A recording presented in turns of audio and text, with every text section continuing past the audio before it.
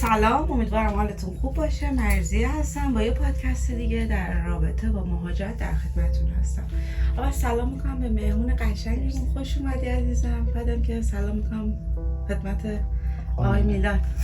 منم سلام میکنم، منم به شما سلام میکنم، به بچه‌های تو خونه، به مرضیه، به هممون. خیلی خوش اومدین، خیلی خوشحالم که پیش ما هستین. مرسی. شما هم اگه میخواید خودتون معرفی کنین. بله، من یلدا هستم، 25 سالمه و دیگه متولد اهواز هستم. اهوازی بچه. خب جنوبی هستی. البته دوباره من میخوام تو بحث نجات پرستی. بچه‌م یلدا با ویزای تحصیلی اومده، همونجوری که قول داده بودم قرار بود یه ویزای تحصیلی رو بیاریم که به صورت تجربی تجربه‌اشو در اختیار ما قرار بده. یلدا رو الوعده وفا، یلدا رو آوردیم در خدمتش هستیم. مرسی. خب ببخشید بفرمایید. ببخشید. البته من خیلی واقعا اطلاعاتم مال 4 سال پیشه و همونجور که میدونین اطلاعات مهاجرت و ویزا هر سال تغییر میکنه و دیگه من سعیم میکنم هر تجربیات خودمو مثلا بر دوستان بگم دیگه، ایشالله که مفید باشه. مرسی یلدا خانم. خب ما اول که خیلی خوشحالیم شما اینجا این، خیلی ممنون که دعوت ما رو قبول کردین. بعدم که یلدا خانم شما لطفاً به ما بگین که شما کلا نیت به مهاجرت در واقع داشتین یا نیتتون این بود که فقط برین درس بخونین و برگردین؟ نیت واقعیتون بخوام دقیق بگم در واقع من خیلی سنم کم بود که بخوام تصمیم به این بزرگی بگیرم. یعنی واقعا اونقدر توانایی تصمیم گیری نداشتم که بگم از نظر ذهنی و از نظر اینکه مهارت اینو داشته باشم، یعنی که تحقیق کنم که مثلا با مهاجرت به چه چالشایی ممکنه برخورد کنم. دیگه این تصمیم بوده که خانواده‌ام برام گرفتن. یعنی از زمانی که من نوجوان بودم دیگه این تصمیم واسه من گرفتن و دیگه منم تشویق شدم تو اون مسیر. یعنی من یادم میاد که حتی تو کل دوران نوجوانی من فقط فکر اومدن به انگلیس بودم. خودتونم دوست داشتین؟ خودم هم دوست داشتم. بله. حالا بهت میگم مثلا دلیلی مثلا تحقیق آنچنانی نکرده بودم راجع به این کشور که حتما چجوری مثلا میشه، ولی خب چون یه سری از فامیلام اینجا هستن، خالم داییم اینجا هستن، دیگه واسه هم انگلیس رو انتخاب کردین. از اول مقصدتون مسیرتون این بود که بیایم برسیم به انگلیس؟ 100%. خیلی عالی. من با یه وکیلی آشنا شدم، مثلا طی حدود تابستون بود یادم میاد، با یه وکیل خیلی که ازشون تعریف میکردن که تو این پروسه چقدر بهشون کمک کردن و اینا. دیگه ما اون وکیل رو باهاشون تماس گرفتیم، ایشون بهمون گفتن که ما تضمینی 100% میتونیم از طریق تحصیلی مثلا ایشون رو بفرستیم با هزینه. حالا راجع به هزینه هم حالا بعداً میریم جلو براتون توضیح میدم. ولی دیگه ما با این وکیل آشنا شدیم. ایشون انگار قبلا خودشون تو سفارت کار میکردن و دیگه میدونستن چجوری کانکت هایی داشتن توی سفارت انگلیس و دستیارشون هم که مرتب با دانشگاه‌های مختلف انگلیس مکاتبه میکردن. دیگه با همون صحبت کردن، برامون شرایطو توضیح دادن، گفتن که به خاطر تحریم‌ها ممکنه بعضی دانشگاه قبول نکنن و دیگه یه سری از این توضیحات رو به ما دادن و بازم گفتن که ممکنه آنچنان شانسی نداشته باشی، ولی خب دیگه تلاشمون رو میکنیم. یعنی ما با وجود تمام ریسکایی که میدونستیم بازم مثلا گفتیم اوکی دیگه پا میذاریم توی مسیر ببینیم چی میشه. خب بهتر بوده که انجام بدین دیگه واقعا. بله. پروسه چجوری پیش رفت؟ پروسه اول که گرفتن آزمون آیلتس و پروسه دوم اینه که شما با دانشگاه مکاتبه کنین که به شما پذیرش بدن و وقتی اون دانشگاه به شما پذیرش میدن یه حدود 2 بار از شما مصاحبه میگیرن و بعدش پذیرش شما رو بعد انتقال بدن به سفارت که سفارت به شما به موقع ویزا بده. بعد حالا یه سوال، اینجا رشته خاصی راحت‌تر هست؟ یعنی که مثلا رشته خاصی هست که سخت‌تر باشه که بخواد توی پروسه ویزا گرفتن تاثیر داشته باشه یا ربطی به رشته نداره؟ به نظر من رشته‌های پزشکی خیلی سخت‌تر پذیرش میشن. من رشته‌ای که انتخاب کردم چون خودم زیر مجموعه مهندسی بودم و تو ایرانم مهندسی میخوندم رشته بیزنس رو واسه من انتخاب کردن. دانشگاه لینکن بود و همونجور که گفتم به خاطر تحریما خیلی دانشگاه قبول نمی‌کردن که دانشجو از ایران پذیرش کنن، ولی دیگه گفتن رشته‌های داروسازی و بیزنس و حالت فایننس اینا خیلی نه آسان‌تر بود. بیزنس آسان‌تر. بله واسه بیزنس خیلی آسان‌تر پذیرش می‌گرفتن و نمره آیلتس هم که می‌خواستم معقول تر بود. خب به اونجایی رسیدیم که گفتی از طریق مکاتبه میتونیم اقدام کنیم برای ویزا. خب این مکاتبه رو باید از کجا پیدا کنن؟ مثلا باید چجوری اون دانشگاه ها رو پیدا کنن و با کی مکاتبه کنن؟ خب بعضیا که خودشون وکیل دارن، اون وکیله این وظیفه رو داره که با دانشگاه ها مکاتبه کنه و اون دانشگاه ها دیگه باید مدارک مثلا مورد نیاز مثل تمکن مالی، مثل اینکه اگه سندی به اسم پدر مادر یا حتی به اسم خودت باشه اونا رو باید بفرستین، حساب بانکی و ارزم به خدمتتون فیش حقوقی پدر مادر و کپی شناسنامه، کپی دیپلم، هر مدرک تحصیلی که دارین باید ترجمه شده براشون بفرستین. که اینا رو معمولا خود وکیل میدونه دیگه. معمولا کسی که بخواد اقدام کنه برای همچین ویزای مهمی با وکیل کارش انجام میده. فکر میکنم. بعد چقدر طول میکشه اینا جواب بدن؟ بستگی داره واقعا به نوع ویزاتون. مثلا خب برای ویزای تحصیل یه مدت محدودی و زمان دارن چون به هر کلاس‌ها شروع میشه و دانشجو باید سر کار باشن. ولی برای ویزای توریستی که اکثرا ریجکت میشن، یعنی دارم میگم ویزای تحصیلی خیلی شانسش بیشتره که قبول بشه، ولی ویزای توریستی ریجکتیش خیلی بالاست. بر همینم حدود مثلا 2 هفته با ویزای VIP، یعنی نوبت VIP طول میکشه. بیشتر از اون هزینه بیشتری هم مسلماً داره. درست. بعد یه سوال دیگه که من دارم این که اصلا چی میشه که بعضیا رو ریجکت میکنن و بعضیا رو ریجکت نمیکنن، اکسپت میکنن؟ من تجربه ریجکتی نداشتم، یعنی همون اولین بار که اقدام کردم خدا رو شکر ویزام اومد. ولی میتونه نقص مدارک یا حتی اگه شبهه‌ای داشته باشن یا اینکه اگه توی اینترویو، مخصوصا توی اینترویو سفارت مثلا سوالی رو درست جواب ندن یا حتی اون جواب قانع کننده نباشه، احتمال ریجکتی خیلی زیاده که البته وکیل باشون تمرین میکنه، اون سوالای مربوط رو ازشون میپرسه، تمرین میکنن دیگه، بعدش میرن سراغ سفارت و مصاحبه سفارت و اینا. وقتی که اینا به شما مثلا اوکی دادن، بعدش مرحله بعدی چیه؟ خب مرحله بعدی که به شما پذیرش دادن، یعنی دانشگاه قبول کرد که شما رو قبول کنه، شما باید مبلغ دپوزیت برای من که سالیانه حدود 22,000 پوند بعد به حساب دانشگاه واریز می‌کردن، حدود 8,000 پوند بعد همون موقع به دانشگاه به عنوان پیش پرداخت یا همون دپوزیت. من متوجه نشدم 22,000 پوند یا 202,000 پوند؟ نه 22,000. 22,000 در سال. در سال این مبلغی که واسه دانشجوهای اینترنشنال معمولا در نظر گرفته میشه، ولی شما باید 8,000 پوند به عنوان دپوزیت برای حالت فکر کنم 1 ترم بعد بهشون واریز کنین که اونا پذیرش شما رو بدن و شما میتونید از طریق اون پذیرش برین سفارت و واسه ویزاتون اقدام کنید. من یه سوال بپرسم اینجا، شما لطفاً وقتی که میخوای اقدام بکنی برای این، البته مال قبل از اینکه ویزاتون قبول بشه، مطمئناً یه شرایطی دارین که اینجا برای ورود به کشور ازتون میخوان، فکر میکنم مثل خونه و مثل چی میگن حالا که بتونین اینجا هزینه هاتون رو خودتون متقبل بشین، اونا شرایطش چیه؟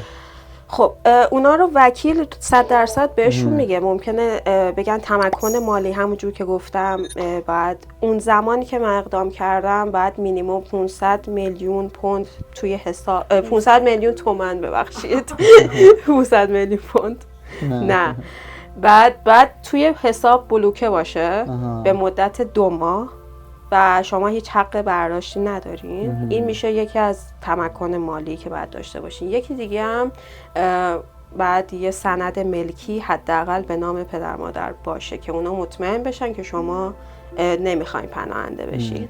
خب سوالم اینه که برای اینجا شما باید خونه چیزی اجاره کنین یا میتونین خونه کسی برین از اقوامتون؟ نه لزومی نداره اینجا حتما ملکی داشته باشین. نه داشته باشین، نه فقط اجاره کنین که بتونین برای مثلا دانشگاهتون که میخوام برین بالاخره دانشگاه بیان یه جایی باید زندگی کنین. نه لازم نیست. وقتی شما اومدین به سلامتی دیگه خود دانشگاه موظفه به شما اکومودیشن بده. چه خوب. یعنی که مکانی برای زندگی مثل همون خوابگاه میشه. حالا من یه چیز دیگه ای که من اینو باید بهش اشاره کنم، 500 میلیون تومان فکر می‌کنم با پوند ارزش پوند 4 سال پیش بوده که فکر می‌کنم 30,000 تومان اینا بود. نه یکی از دوستای من پارسال اقدام کرده بود برای ویزای تحصیلی. این تمکن ما این پوله 1.5 میلیارد. آره میگم مطمئنا نسبت به قیمت پونده، چون الان پوند با 4 سال پیش مطمئنا بیشتر از 2 برابر تغییر کرده. آره میگم یه پارسال 1.3 میلیارد. خب تا اینجا رسیدیم که حالا من دور برمیگردم پیرزن و سر بحث قبلی. رسیدیم به اینجا که شما از سفارت نوبت گرفتی. بعد سفارت که میری باید چیکار کنی؟ سفارت که میری دوباره همون مدارک رو تحویل میدی. این نوبت سفارت من ببخشید متوجه نشدم چجوری میگیری؟ نوبت سفارت ببین شما 2 تا سفارت باید برین. یه سفارت توی ترکیه که شما باید برین اونجا عکس برداری، انگشت برداری و اینکه فقط حالت 10 دقیقه زمان داره که فقط عکس و مثلا اثر انگشت از شما بگیرن که اون اثر انگشت و عکس میشه روی اون کارت ویزا نه تو اون کارت اقامتی که بعد از اینکه رسیدین یوکی تحویل میگیریم، مثل همون آیدی کارت. بعدش به شما یه وقت سفارت میدن یا خودتون انتخاب میکنین میخواد همون ترکیه باشه یا تهران. حالا من تهران انتخاب کردم. میرین اونجا یه مصاحبه حدوداً مثلا نیم ساعت 45 دقیقه اینجا از شما میگیرن دیگه. اینو من اضافه کنم که بچه‌ها اون کشوری که میخواید انتخاب کنید برای ویزا، من توی ویدیوی قبلی هم گفتم خیلی مهمه که بدونید این دفاتر رو توی ایران دارن یا نه، چون یه سری از کشورها این دفاتر رو توی ایران ندارن. مثلا انگلیس داره تو تهرانه و شما اصلا نیاز نیست برای این کار برید توی سفارت انگلیس توی یه کشور دیگه، ولی یه سری کشورها این دفاتر رو ندارن. این حتما حواستون باشه. خب یه سوال دیگه من دارم در مورد انگیزه نامه. ما یه چیزی داریم اینجا برای کسایی که من اینو شنیدم، برای کسایی که میخوان برای دانشجویی اقدام کنند ویزای تحصیلی انگیزه نامه‌شون مهمه.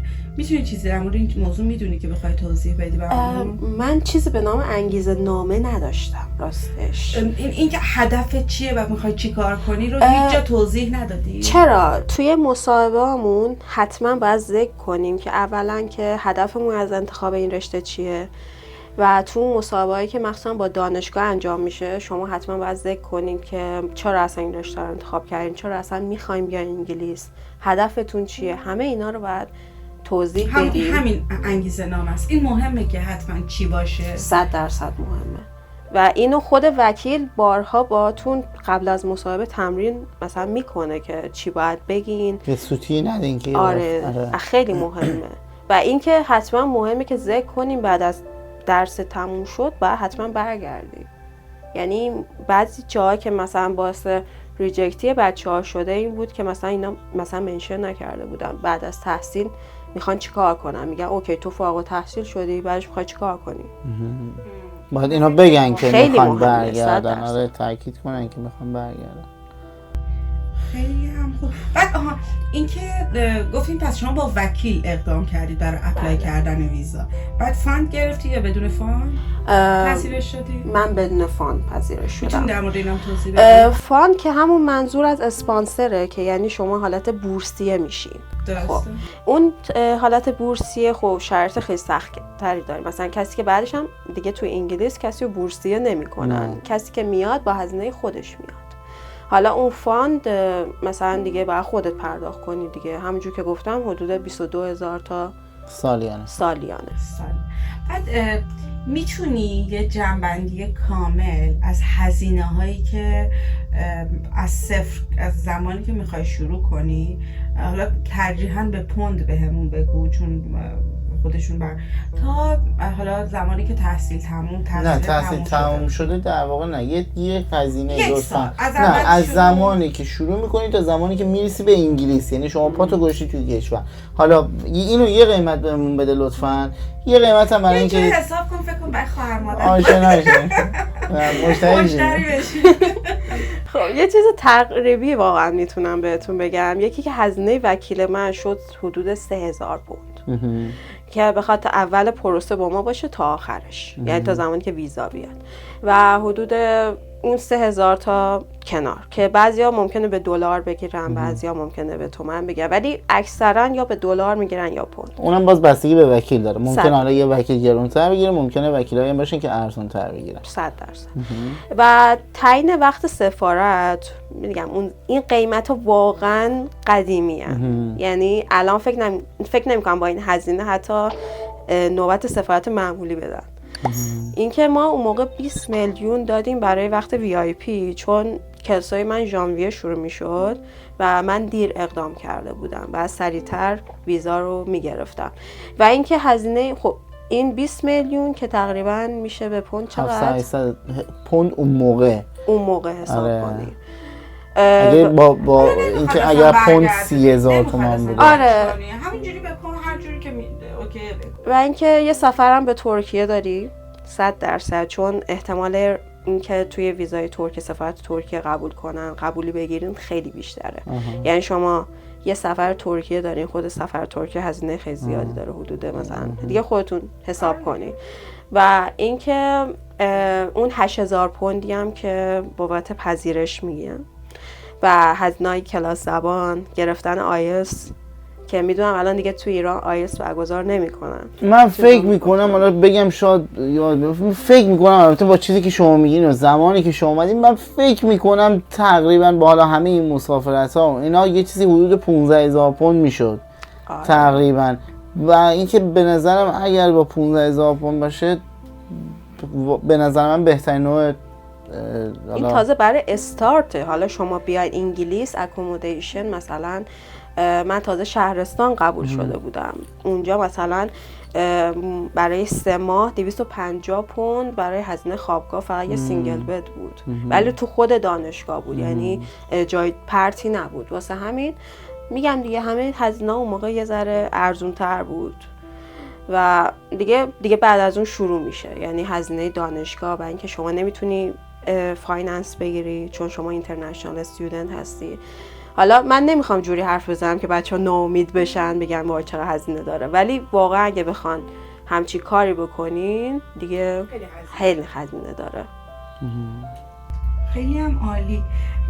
میتونید در مورد آیلتس و تافل توضیح بدی که اینکه حتما باید کدوم سطحش باشه و حتما باید یعنی قانون خاصی داره یا نه فقط راجب تافل والا من نمیدونم. نمیدونم. که اصلا فکر نمی‌کنم لازمش، چون آمریکاست، اصلا ربطی به اینجا نداره. انگلیس اشتباه نکنم متفاوته دیگه درسته. چون بعضی از کشورها تافل رو قبول میکنن، بعضی از کشورها فقط باید آیلتس باشه. انگلیس فقط آیلتس درسته؟ فقط آیلتس درست. فقط انگلیس آیلتس رو قبول داره. دانشگاه هم مینیمم شما باید نمرتون 5.5 باشه، حالا بستگی به رشته‌تون داره. اگه بخواید مستر اقدام کنید باید حداقل 6.5. 6.5. اگه میخواید دیگه بستگی میگم با رشته‌تون، اگه رشته‌های پزشکی حتما باید 7 باشه، رشته‌های هوافضا باید 7 باشه، رشته‌های مثلا داروسازی اینا 7 باید باشه. 7 که واقعا نمره خوبیه، یعنی 7.5 من فکر می‌کنم شما میتونی بیا برید اینجا دانشگاه تدریس کنید، درس بدید. من فکر می‌کنم یک قانونیه میتونی برید درس بدی به بقیه. 7.5 خیلی پیامبره واقعا. من مثلا زبانم -1. نه شما مثلا 100 آیلتس نمیخواد. همون دیگه -1 یعنی مثلا 0 میشه پایه آیلتس. من قبلشم 0 هم از یه جایی شما باید از یه چیزایی رو رد کنی که بتونی بری بعد 0. سکوت کن. خب گفتی رشته تحصیلی تو ایران مهندسی خونده بودی؟ من مهندسی آب خونده بودم، ولی یه چیزی هم من منشن کنم که اصلا نمیخواستم برم تو دانشگاه، اصلا نمیخواستم تو ایران برم دانشگاه. خب چی شد که رفتی؟ خب دیگه ببین من انقدر واسم مهم نبود دانشگاه ایران که یه روز قبل از کنکور، خب همونجوری گفته از بچگی مثلا نوجوانی مثلا رویای اومدن به انگلیس رو داشتم بعد که کلا همینجور تو حال هوایی که مثلا مهاجرت کنم و این داستانا، کلا روز قبل از کنکورم یعنی اصلا واسه کنکور نخونده بودم به هیچ عنوان که بخوام کلاس برم یا بخوام تلاش کنم واسه دانشگاه و اینا. من تا ساعت 10 شب کلاس دوام بودم، یعنی در این حد واسم مهم نبود. ولی قبول شدی؟ دانشگاه چمران قبول شدم. اون دولتیه؟ دانشگاه چمران دولتیه؟ واقعا؟ نه بابا.